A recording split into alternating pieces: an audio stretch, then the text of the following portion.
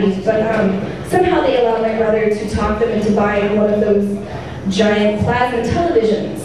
Like a big one, like obscenely big, like make me nervous that there are men with clipboards marking down a hatch every time I even remotely try to pick my nose in front of the TV.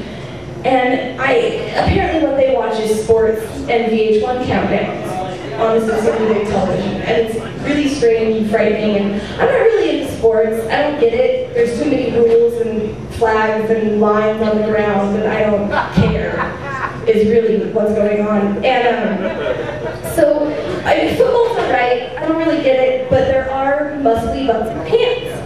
Muscly butts and pants. Muscly butts and pants.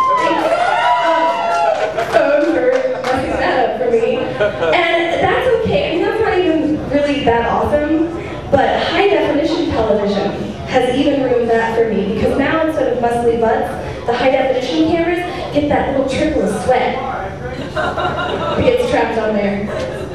And that is not a sexy time at all. And also, it's disturbing because instead of just being the picture of the player of the football team, they now have like a video of them, and the players aren't there to convince you that they're nice. I mean, they're there to convince you that they're hard asses.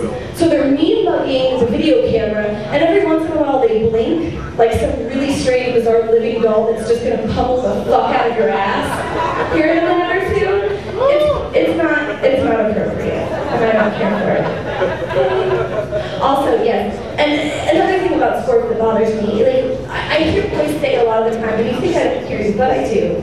And they say, like, when women talk together, it sounds like a bunch of chickens cucking. Well, you know what? When men talk about sports, it sounds like a couple of overly dressed dandy fops bantering back and forth in my head, like, oh, hello! Do you favor the red squadron or the blue squadron in the matchup tomorrow? I feel the Tindy on the first effort was a little whoopity-doo for my taste. What say you? Ooh! That's what it sounds like, and it's not flattering.